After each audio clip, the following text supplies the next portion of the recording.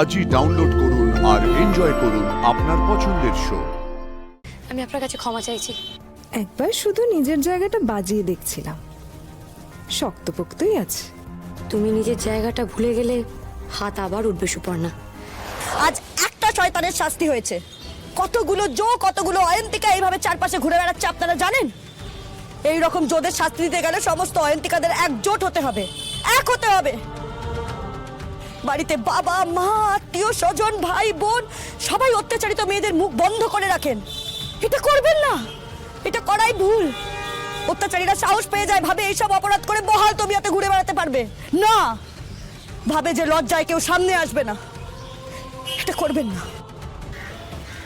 দেখলেন তো কি বললেন আমাদের বসুন্ধরা? আর বসুন্ধরারা মুখ লুকিয়ে থাকবে না, তারা সবার সামনে আসবে এবং জোর গলায় বলবে যে আমার সাথে অন্যায় হয়েছে, দোষীদের শাস্তি দিন। আর এভাবেই পরিবার, আইন এবং সমাজ তাদের পাশে দাঁড়াবে এবং তাদেরকে আগলে রাখবে। অত্যাচারী নিপাত যাক, নিপাত যাক, নিপাত যাক। অত্যাচারী নিপাত যাক, নিপাত যাক, নিপাত যাক। অত্যাচারী নিপাত যাক, নিপাত যাক, নিপাত যাক।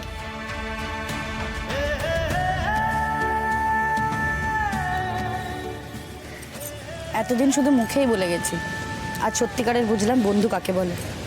তুমি আমায় নতুন করে বাঁচতে শিখিয়েছো। আজ থেকে আমরা সত্যিকারের বন্ধু হলাম। তার আগে আমার তোমার কাছে ক্ষমা চাওয়ার আছে বন্টি। আমি সত্যি খুব বড় ভুল করে ফেলেছি। আমি কাব্যকে অবিশ্বাস করেছিলাম, আমি কাব্যর কাছে ক্ষমা চাইবো, কিন্তু তার আগে আমি তোমার কাছে ক্ষমা চাইছি। কাব্য তোমাকে সত্যি সত্যিই ভালোবাসে।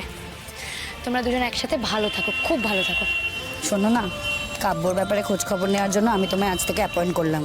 তুমি হলে নিউরোসার্জন কাম গোয়েন্দা আনন্দী, ঠিক আছে? তুমি শিলমোহর দিলে তবেই আমি এগোবো। যাক, যার শেষ ভালো তার সব ভালো।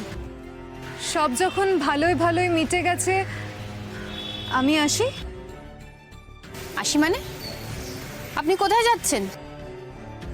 মেডিনেস্টে আর আমার প্রয়োজন নেই ম্যাডাম। আদি আনন্দী কেউই চায় না আমি মেডিনেস্টে থাকি।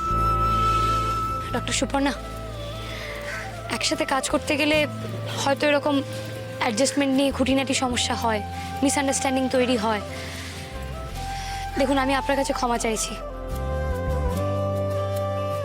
আমারও তখন মাথা ঠিক ছিল না, আমি আপনাকে দু চার কথা শুনিয়ে দিয়েছি। আর সত্যি আমার ওইভাবে আপনার গায়ে হাত তোলাটা উচিত হয়নি।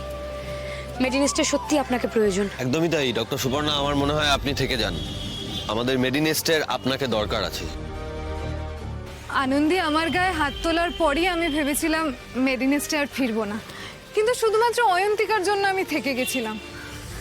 আজকে এমজি ম্যাডাম, তুমি আনন্দী আমায় এত করে যখন বলছো, আমি কি করে যাই বলো? আমি তো বলছি, আমার ওভাবে আপনার গায়ে হাত তুলে অন্যায় হয়ে গেছে। আমি আপনার কাছে ক্ষমা চাইছি। একবার শুধু নিজের জায়গাটা বাজিয়ে দেখছিলাম, শক্তপোক্তই আছে। তুমি নিজের জায়গাটা ভুলে গেলে হাত আবার উঠবে সুপর্ণা, এটা মাথায় রেখো।